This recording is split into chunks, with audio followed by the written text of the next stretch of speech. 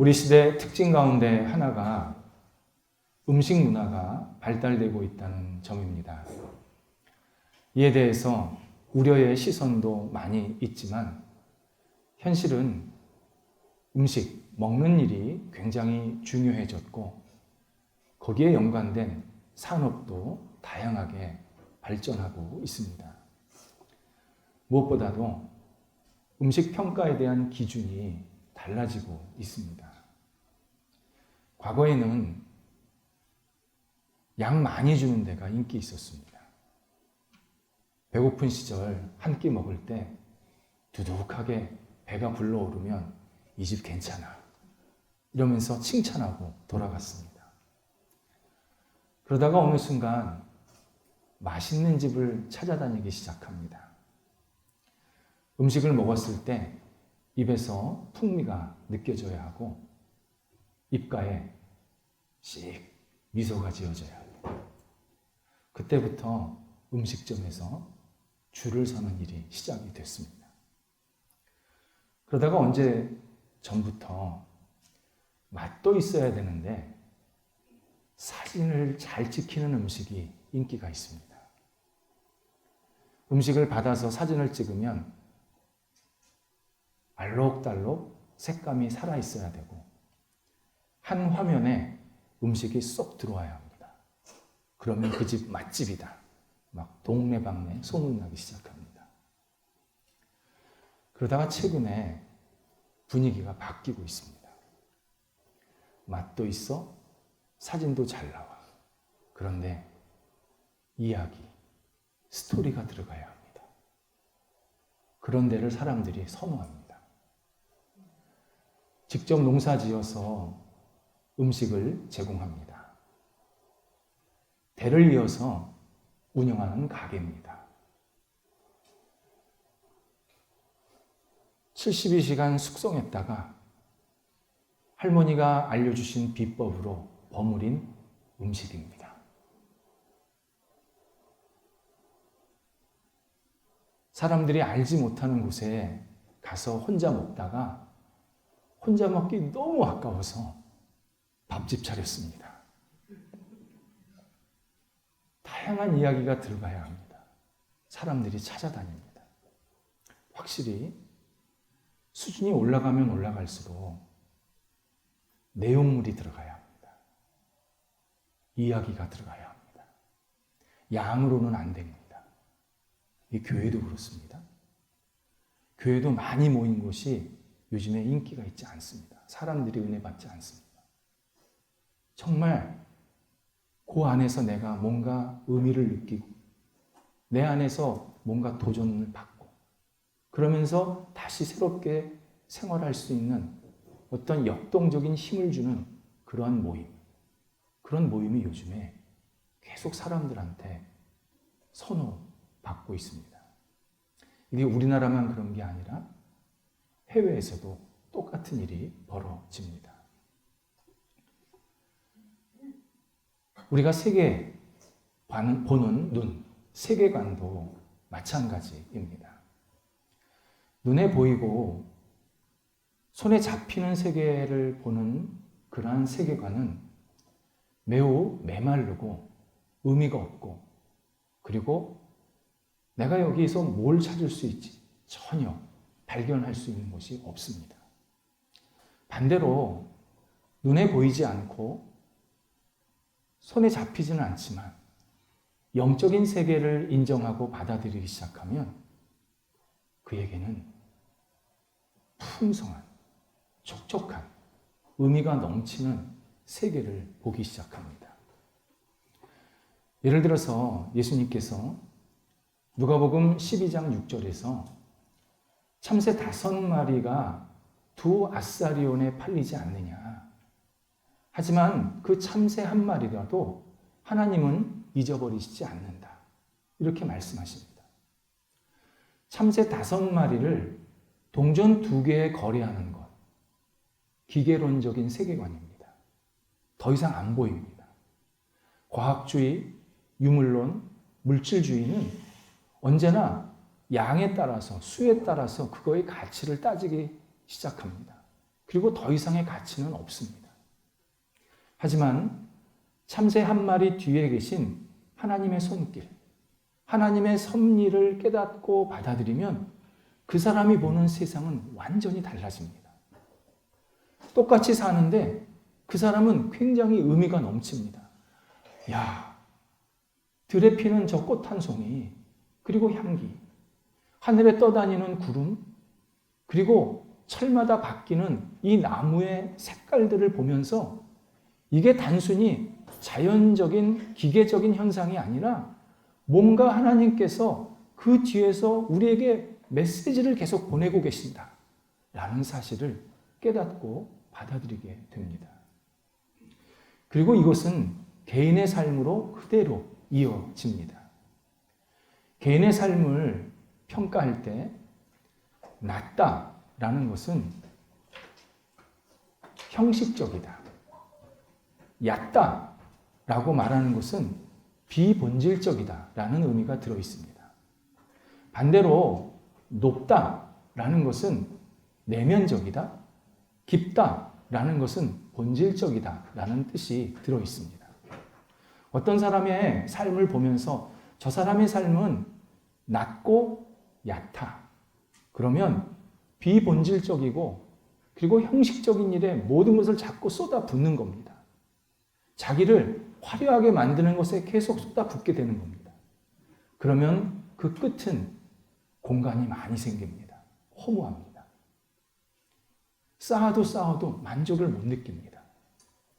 그런데 어떤 사람의 인생을 참 높고 깊다. 그러면 저 사람은 뭔가 의미가 있고 보람이 있는, 그리고 남들이 알지 못하는 뭔가 뜻 있는 그런 행동, 그러한 삶을 살고 있어 라고 평가하는 모습을 갖게 됩니다. 우리 삶은 본질적이어야 합니다. 겉으로, 외면적으로, 그리고 형식적인 삶은 정말 아무 의미 없습니다. 사람들이 우러러보는 삶, 그거 가짜입니다. 내 안에서 깊은 곳에서 차고 오르는 의미와 목적이 채워져야 그의 삶이 진짜 멋진 삶이 되는 겁니다. 본질적으로 살면 얕고 낮은 상태에서 일어나는 일들도 받아들이게 됩니다. 예를 들어서 형식적으로 사는 사람은 어려움을 못 받아들입니다. 내게 왜 이런 어려움이 있어? 나 싫어. 나 왜 이렇게 힘들어야 돼? 제일 먼저 하나님부터 버립니다. 그런데 본질적으로 사는 사람은 내가 어려움이 당하면 하나님부터 붙잡습니다. 지금 여기에는 뭔가 다른 뜻이 있다. 다른 의미가 있다. 뭔가 본질을 내가 찾아야 된다. 이것을 깨닫게 되면서 계속 더 올바른 행동을 향해서 나아가게 되고 더 높은 수준의 삶을 기대하면서 한 발자국 성숙하는 모습을 보게 됩니다. 유대 지도자들이 형식적이고 외형적인 삶을 살다 보니까 예수를 계속 오해하고 있습니다. 예수님에 대해서 도무지 구원자로 받아들이지 못하고 있습니다. 예수님께서 그 놀라운 말씀을 하시고 정말 사람들을 완전히 바꾸실 만한 행동들을 계속 하고 계시는데 유대 지도자들이 전혀 그걸 못 받아들이고 있습니다. 그러면서 계속 거부를 합니다. 지금 오늘 우리가 읽은 본문이 요한복음 7장 후반절에 해당되는 내용입니다. 요한복음 처음서부터 지금까지 반복되는 내용이 있는데 유대 지도자들이 예수를 계속 배척을 합니다. 요한복음 1장 11절에서 구원자가 이 땅에 오셨지만 사람들이 구원자를 영접하지 않는다. 하나님께서 마음 아픈 말씀을 우리에게 하셨는데 그것을 그대로 우리에게 잘 증명하듯이 유대 지도자들이 계속 예수를 거부를 합니다. 예수를 거부를 하면, 예수를 외면을 하면 그것으로 끝나지가 않습니다. 예수님과 나와 계속 분리가 되면서 결국은 어떤 일이 벌어지냐면 예수를 공격하기 시작합니다. 이건 수많은 사람들이 보여주고 있는 삶의 모습입니다. 내가 예수님을 안 믿으면 안 믿는 것으로 끝나는 게 아니라 어느 순간 시점서부터는 예수를 비난하고 비판하고 그리고 그분에 대한 완전한 반대자가 되게 만듭니다.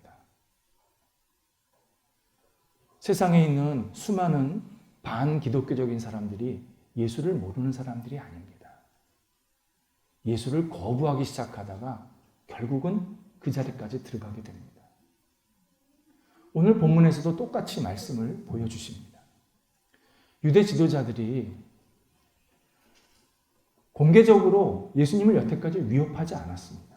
그냥 마음속으로만 반대를 하고 있었습니다. 그런데 오늘 본문 32절부터 본격적으로 예수를 거부하고 핍박하기 시작합니다. 아랫사람들, 곧 하인과 군인들을 풀어서 예수 잡아오라 명령을 합니다. 예수에 대해서 형식적으로 보니까 예수는 목수 요셉의 아들, 우리의 경쟁자, 그 이상을 못 보게 된 겁니다. 경쟁자가 살아있으면 어떡합니까? 자기네가 죽는 거 아닙니까? 그러니까 저 경쟁자 잡아와라. 예수를 핍박하기 시작합니다. 오늘 본문 앞뒤 구절을 보면 하나님께서 우리에게 말씀하시는 내용이 아주 선명합니다. 먼저 유대 지도자들은 예수를 계속 거부하고 공개적으로 오늘 본문을 초점으로 시작해서 이후 계속 예수를 핍박하고 공격합니다. 그런데 한편에서는 예수님을 믿고 따르는 사람들이 점점점 많아집니다. 한쪽은 예수에 대한 증오심을 계속 증폭하고 있고 한쪽은 예수에 대한 믿음, 신뢰를 더 깊게 뿌리내리고 있습니다. 처음의 시작은 똑같이 예수님을 보았습니다. 그리고 한쪽은 약간 반대, 한쪽은 약간 예수님을 따르고 싶다라는 마음으로 시작이 됐지만 시간이 갈수록 이게 완전히 벌어져서 결국 예수를 거부하는 사람들은 나중에 예수님을 핍박하고 십자가에 내어주는 주동자가 됩니다. 그리고 예수님을 믿고 따랐던 사람들은 자기의 목숨을 걸고 예수님이 우리의 구원자다, 세상을 구원하러 오신 그리스도다라고 담대하게 순교를 각오하면서 복음을 전하는 증인들이 됩니다. 전자는 결국 영원한 심판의 자리로 들어가게 되고 후자는 영원한 생명의 자리로 들어가게 하시는 모습을 보게 됩니다. 그렇다면 이들을 향해서 예수님께서 무슨 말씀을 하고 계시는지 우리 들을 필요가 있습니다. 예수님은 예수님을 따르는 사람들, 예수님을 거부하는 사람들 모두에게 두 가지의 아주 중요한 말씀을 하고 계십니다. 먼저 33절에서 내가 조금 더 너희와 함께 있게 될 것이다 말씀하십니다. 핵심 표현이 조금 더입니다. 너희들이 아무리 나를 핍박하고 거부할지라도 나는 하나님의 뜻, 하나님의 영광, 그리고 너희들을 구원하기 위한 이 구원의 길을 완수할 때까지 절대 멈추지 않을 것이다. 나는 이 일을 계속할 것이다. 너희들은 나를 핍박하고 나를 굉장히 힘들게 하지만 절대 내 일을 멈추게 할 수가 없단다. 하나님의 뜻이 더 강력하기 때문에 인간의 뜻은 하나님의 뜻을 이룰 수가 없다. 이길 수가 없다. 나는 십자가에서 죽고 부활할 때까지 내 길을 간다. 너희들은 핍박을 하겠지만 내가 그 일을 못하게 만들려고 계속 방해를 놓겠지만 나는 절대 방해받지 않는다. 조금 더 내가 너희들과 계속 있게 될 것이다. 이렇게 분명하게 말씀하십니다. 조금 더는 시간이 얼마가 될지는 이 당시에 몰랐지만 인간의 계획이 아니라 하나님의 계획이 이루어진다라는 사실을 알려주십니다. 하나님은 우리에게도 조금 더라는 시간을 다 허락하셨습니다. 그래서 우리가 지금 아침에 눈 떠서 이 자리에 나오게 된 겁니다. 하나님께서 우리를 이 땅에 지금 살게 하시는 이유는 하나님의 영광, 하나님의 뜻, 하나님이 나에게 주신 사명을 이루라고 주신 기회입니다. 우리 아침에 일어나서 나 오늘 뭐 하지? 나 할 일 다 했는데 오늘 되게 의미 없겠다, 무료하겠다 그렇게 생각하는 것은 지금 하나님께서 나를 살게 하시는 목적을 제대로 깨닫지 못하고 있는 모습입니다. 내가 오늘 아침에 일어났다, 눈을 떴다, 숨을 쉬었다 그러면 내게 주신 사명이 있는 겁니다. 이 사명이 맞춰질 때까지 하나님 절대 우리 안 부르십니다. 내가 끝나 모든 것이 없어졌다 그러면 그때 부르시는 겁니다. 내가 아침에 일어났다, 내가 오늘도 움직일 수 있는 힘이 생겼다, 하나님이 나한테 주신 사명이 있다, 이 사실을 분명히 깨닫고 힘차게 열정을 갖고 움직여야 합니다. 이때 우리에게 주신 사명은 사람들이 보기에 좋은 것만 있는 거 아닙니다. 어려운 거, 고난도 있습니다. 우리는 자꾸 착각하는데 자꾸 좋은 일만 하려고 그래. 사명이요. 아닙니다. 우리에게 때로 어려움도 있고 힘든 일도 있고 내가 극복해야 될 문제도 있습니다. 이것도 다 사명 안에 들어가는 겁니다. 하나님이 이거 다 이겨내라고 나 살려주시는 겁니다. 얼마든지 이겨낼 수 있다고 말씀하시는 겁니다. 하나님께서 우리에게 계속 용기를 주시고 독려하고 계십니다. 구약성경 욥기는 인간의 고난 이야기입니다. 그런데 욥기의 진짜 주제는 고난이 아니라 하나님께서 모든 것을 주관하신다. 하나님, 그 여호와 하나님께서 개인뿐만 아니라 이 세상 모든 것들을 주관하시는 주권자이다 라는 사실을 우리에게 알려주십니다. 욥이 고난을 받지 않았다면 그는 괜찮은 농부였고 신실하게 신앙생활 잘하다 마무리할 인생이었습니다. 그냥 그걸로 끝입니다. 그런데 그가 도무지 이해 못하는, 정말 일반 사람들이 감당하지도 못할 엄청난 고난을 당하면서 욥이라는 사람이 하나님의 사람이구나, 이 사실을 온 세계에 알려지게 하셨습니다. 나아가서 하나님의 사람이 어떻게 고난을 이겨내는지, 그리고 고난을 이겨냈을 때 어떻게 큰 은혜와 복을 받게 하시는지를 우리 후손들에게 귀감이 되게 하셨습니다. 분명히 욥에게 고난 준 거는 사탄입니다. 그런데 하나님은 그 고난을 통해서 욥에게 사명감을 주시면서 너 고난을 이겨내라. 너 얼마든지 이겨낼 수 있다. 네가 고난을 이겨내면 내가 너희가 얼마나 큰 은혜와 복을 주는지 온 세상 사람들이 다 알게 될 것이다. 분명하게 욥에게 사명을 주신 겁니다. 그래서 욥은 고난을 받을 때 한 번도 하나님께 불평하고 원망하지를 않았습니다. 당연히 어려움은 하나님께 고백을 했죠. 제가 이렇게 힘듭니다. 어렵습니다. 그런데 마지막까지 그렇게 주변에서 수많은 유혹이 있었지만 욥은 하나님을 거부하지 않았고 하나님을 떠나지 않았고 하나님 안에 거했습니다. 그랬더니 하나님께서 욥이 고난을 이겨내도록 계속 힘을 주셨고 살려주셨고 그리고 마지막에 이겨냈을 때 큰 은혜를 부어주십니다. 한번 생각해 보시기 바랍니다. 머리서부터 발끝까지 성한 것이 하나도 없는데 어떻게 살아납니까? 하나님이 살려주신 겁니다. 너 살아라! 너 고난 이겨내야 된다.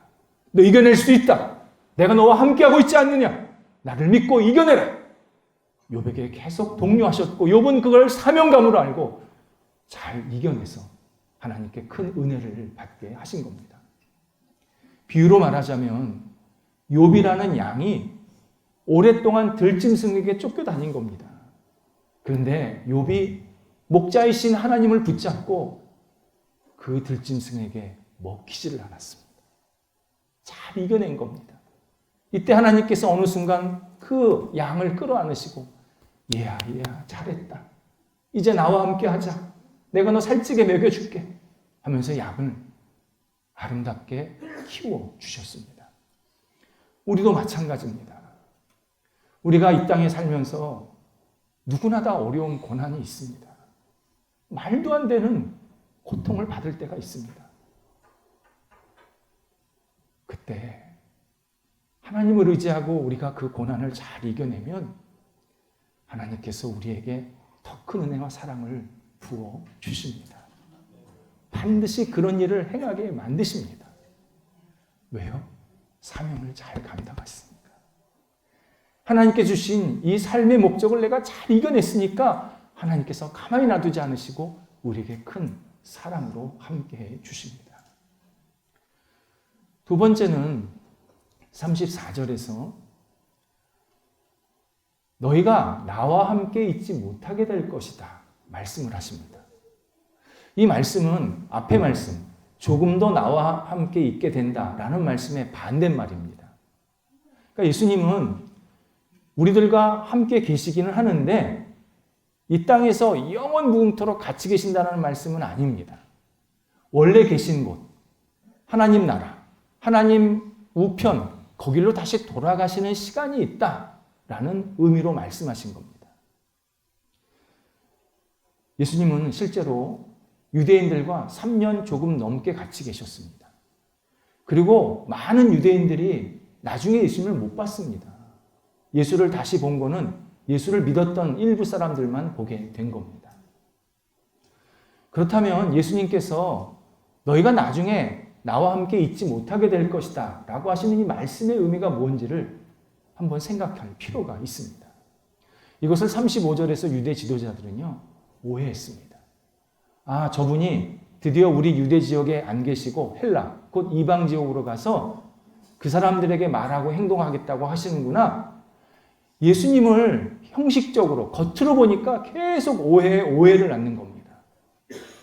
예수님이 지금 너희가 나와 함께 있지 못하게 될 것이다 라는 내용은 그런 뜻이 아니었습니다. 지금 나를 믿고 따르지 아니하면 나중에 너희는 나와 함께 있지 못하게 될 것이다. 일종의 경고이자 권면이셨습니다. 너희들이 지금 나를 믿고 의지해야 된다. 지금이 너희에게 기회란다. 지금 나를 거부하고 나를 믿지 않으면 너희들 나중에 나와 영원히 함께 못 있는다. 핑계대지 마라. 지금 나를 받아들여야 된다. 그래야 영원히 나와 함께 있게 된다. 분명히 우리에게 권면하고 계십니다. 하나님께서 이사야 선지자에게 이런 말씀을 하신 적이 있습니다. 이사야 55장 6절입니다. 너희가 나를 만날 만할 때에 나를 찾으라. 내가 가까이 있을 때 나를 부르라. 말씀하십니다. 이 당시 이스라엘 백성들이 포로 생활할 때였습니다. 이사야가 그들을 향해서 여러분, 지금 우리 하나님을 의지해야 합니다. 하나님을 더욱더 바라보고 하나님께 모든 소망을 두면서 기도해야 합니다. 하나님께 우리의 영혼을 맡기면서 인도하심을 구해야 합니다. 간절하게 외쳤습니다. 그랬더니 이스라엘 백성들이 여보시오, 우리가 지금 포로 생활하고 있지 않소. 우리 가족이 다 뿔뿔이 흩어졌소. 삶의 환경은 완전히 엉망이요. 내가 살던 땅에서 우리 다 쫓겨났어. 우린 지도자도 없어. 무슨 하나님을 믿으라고 합니까? 좀 포로에서 돌아간 다음에, 가정이 좀 안정된 다음에, 내 환경이 좀 좋아진 다음에, 내가 살고 있는 터전을 회복한 다음에 우리가 하나님을 믿겠습니다. 라고 말했던 겁니다. 이때 하나님이 아니다. 아니다. 지금 나를 믿어야 된다. 내가 너희를 부르고 있지 않느냐? 내가 너희와 함께하고 있지 않느냐? 나를 지금 받아들여야 네 가정이 회복이 된다. 네 환경이 나아진다. 네가 자유롭게 된다. 네가 원래 것을 회복하게 될 수 있다. 나를 먼저 의지해라. 나를 먼저 찾으라. 행복하게 이사야를 통해서 말씀하고 계십니다. 예수님께서 같은 이야기를 하시는 겁니다. 내 힘든 것 안다. 내 아픈 것 안다. 그거 해결한 다음에 나 믿을 생각하지 마라. 그건 네 생각이다. 내가 너희 앞에 왔을 때 나를 받아들여라. 내가 너희를 부를 때 나를 믿어라. 그래야 너희가 나와 영원히 함께 할 수 있다. 분명하게 우리에게 말씀하십니다. 골프 선수 중에 지금껏 제일 실력이 좋았던 사람이 바이런 넬슨이라는 선수라고 합니다. 골프라는 게 이게 그때그때마다 실력이 달라지잖아요. 언제 나가느냐에 따라서 어떤 사람이 좀 잘 치기도 하고 못 치기도 하고, 또 골프가 완전히 심리 게임이라고 하지 않습니까? 그래서 골프 잘 치냐 못 치냐를 볼 때 우승을 몇 번 했느냐를 그걸 볼 수밖에 없답니다. 골프 실력을 볼 때. 넬슨이 PGA라고 그러죠. 그 세계 메이저 선수권 대회에서 11번, 아주 중요한 그 대회 11번 연속으로 우승을 했다고 합니다. 11번. 우리가 잘 아는 타이거 우즈가 6번. 그 다음 사람이 아놀드 파머. 오디름 아닙니다. 원래 골프 선수인데 3번 연속. 넬슨이 11번. 그리고 다른 자그마한 게임까지 합치면 18번을 연속 우승했답니다. 이 기록을 깰 수가 없답니다. 3년 6개월을 내리다 우승했대요. 그냥 3년 6개월 동안 열린 대회 다 우승했대요. 못 따라간다는 거죠. 넬슨이 신실한 기독교인이었습니다. 그는 골프 칠 때 그렇게 기도를 했대요. 우리가 골프 칠 때 기도 어떻게 하세요? 하나님 멀리 나가게 해주세요. 조기입니다. 조기. 구멍 조기입니다. 조기 들어가게 해주세요. 그렇게 기도할 수 있잖아요. 넬슨은 그렇게 기도를 안 하고, 하나님, 공이 가는 곳에 하나님의 뜻이 있습니다. 저는 순종하면서 집중하겠습니다. 그리고 친 거예요, 그냥. 그럼 공 가면, 하나님이 오늘 벙커구나. 오케이. 그러고 쳤대요. 평생 골프하고 하나님밖에 몰랐대요. 주일 한 번도 안 빠졌대요. 아침에 티샷 하잖아요. 새벽에 가서 예배드리고 티샷 들어갔대요. 참 놀라운 사람이죠.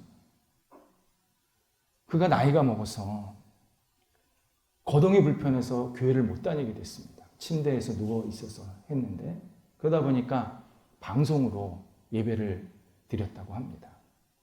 그날 아침 아내가 밥을 차려주고 밥을 먹고 역시 침대에서 방송으로 예배를 드렸고, 아내는 평소처럼 교회를 갔다가 온 겁니다. 아내는 아직 좀 건강했으니까. 아내가 돌아오니까 남편이 숨을 안 쉽니다. 아내가 우리에게 남편이 그날 아침 마지막 한 말이 뭔지를 전해주고 있습니다. 여보, 나는 예수님을 너무 사랑해. 나는 예수님 때문에 큰 은혜와 복을 받고 지금까지 살았어. 오늘 불러가셔도 나 괜찮아.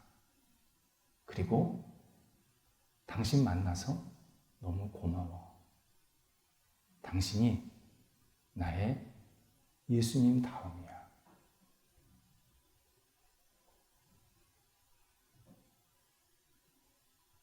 오늘 하나님께서 우리에게 주신 시간은 예수 그리스도를 온전히 고백하라고 주신 기회입니다. 예수님이 나에게 어떤 분인지, 내가 예수님을 어떻게 고백하고 생각하는지를 있는 그대로 표현하라고 주신 시간입니다. 내가 예수님을 온전히 고백을 하면 내게 만나게 하신 가족, 이웃, 직장 동료, 친구 모두에게도 아름다운 관계로 회복되게 만드십니다. 신앙생활의 비밀이 무엇인지 아십니까? 인간적으로 아무리 회복을 하려고 해도 불가능합니다. 하나님과 나와의 관계가 온전히 성숙되고 회복이 되면 그 남은 관계는 하나님께서 선하게 우리를 새롭게 하시고 회복해 하시고 다시 성숙한 관계로 만들어 주십니다. 하나님이 오늘을 주신 것, 예수 그리스도를 온전히 고백하라고 주신 시간입니다. 우리가 예수님을 온전히 고백하고 생활하면 우리에게 주신 이 삶의 환경들, 만나게 하시는 사람들과 함께 기쁨과 감사가 넘치는 복 있는 인생으로 계속 이끌어 주십니다. 기도하겠습니다. 하나님, 저희가 하나님의 은혜로 이 땅을 살게 하신 것 감사를 드립니다. 오늘도 숨 쉴 수 있게 하시고, 오늘도 하나님 앞에 나와 예배하게 하시고, 하나님을 바라볼 수 있게 하셨사오니, 하나님, 저희들의 영혼 속에 충만한 은혜와 긍휼을 베풀어 주셔서 예수 그리스도를 온전히 고백하게 하시고, 예수님 안에서 새로운 삶이 시작되고 힘차게 앞을 향해 나아갈 수 있도록 인도하여 주시옵소서. 하나님, 주님께서 저희에게 허락하신 오늘이라는 시간이 주 앞에 아름답게 드려지게 하시고 매일매일 기쁨과 감사의 생활이 저희 영혼 속의 삶 속에 충만히 채워지게 하옵소서. 예수님의 이름으로 기도드립니다. 아멘.